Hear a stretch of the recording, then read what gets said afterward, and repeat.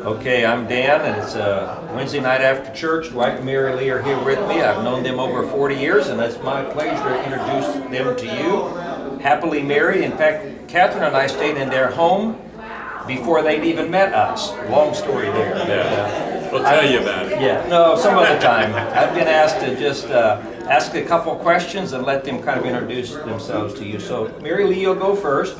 Tell us briefly about your accomplishments and your successes in marriage of over 50 years, and then Dwight, you can do the same.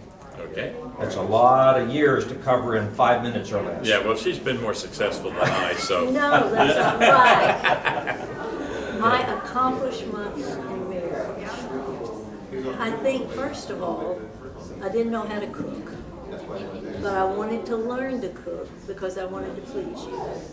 So I really didn't know how to cook, but I spent a lot of time with my mother, and I could read. Mm-hmm. So I figured if you could read a recipe. And so I learned to cook because I wanted to please you. And so that was one accomplishment that I knew nothing about. Good job. And you would tell me, well, this was the worst thing you ever said was, I probably wouldn't order it in a restaurant. But you only said that a couple of times. Right. And the funny thing would happen sometimes, and you would come home and you'd say, maybe I would have made your favorite, which was meatloaf.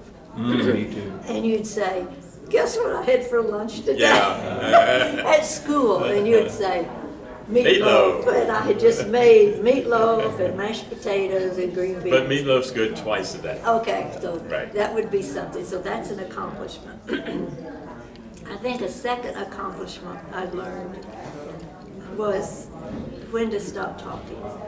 Because they say in every marriage there's a here comes the judge and let it slide, Clyde. And that was you, let it slide, Clyde. And I would overcorrect. And you'd say, I think you've said enough, Mary Lee. Remember all those times Oh, yeah. with the The kids? kids' eyes started to glass over. Okay, they got the point. They've got the point. And I had to learn that. I think you were much better at normally knowing how to deal with children. I think I had to learn that from you, how to be a better disciplinarian. So I think maybe I learned that from you, how to do that in a better way. So that was an accomplishment in 55 years. Except Wow. now they're gone. Of course, the children are gone. But there are 8 grandkids Right. that live on. So Right. So maybe I Right. learned. Maybe I'm a better grandmother you're a good grandmother. than I was a parent. Maybe. Okay, it's your turn. It's my turn. 50 years of marriage. Wow, it's been that long. Accomplishments. What's yeah. your accomplishments? I have accomplished being able to survive 50 years in marriage to the same woman. And so, as I've said several times, I think now it's going to stick. I think we're going to make it. And so, what are some of the major accomplishments? You learn those favorite phrases, and they come in triplets words. Like "I'm sorry, dear," "You're right, honey." Things like that. And so, that makes things work because if I wanted to win all the battles, I'd lose every one of them. So that's the thing that we have to continually try not to do is try to be who we are without taking over the other person's powerhouse. I'm not a powerhouse. No, I don't want to take over that powerhouse, so that's why. What do you mean? I never act like I was. No. But there have been a lot of successes over the years that we just are pleased and thankful for, and that we frequently say that we are a very blessed couple, and I think most of it, and this may sound pious, but I think most of it's because we try to do what God has taught us to do, and that makes it successful. I want to just say one other thing about them as far as their accomplishments is they are two of the most hospitable people that you'll ever meet, and their homes are especially open when it comes to sharing with non-Christians and leading them into the walk of faith.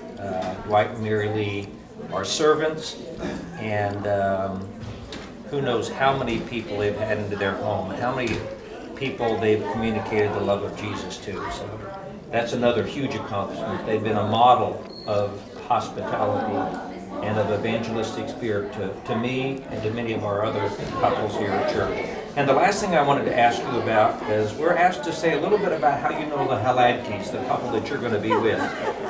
Well, we'll probably tell you some stories about Okay. the athletes when we get up there.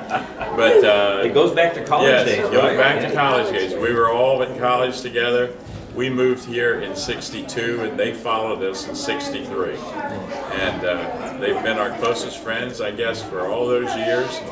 And we don't see each other that often, but we've often said that when we do get together, it's as though we haven't missed a day, because immediately we pick up right where we left off. So we're looking forward to spending this time with them this weekend, and We'll drive up together. have some more laughs, I'm sure. Right. I'm laughing now just. Yeah. Just thinking of them, yeah. So thank you. We hope this helps, and maybe it'll drive a few people away. I don't know. No, you need to go hear Roger and Carolyn and Dwight and Mary Lee. They'll be a Yes. blessing. Thank you. Thanks. Good night. Yay! I think that's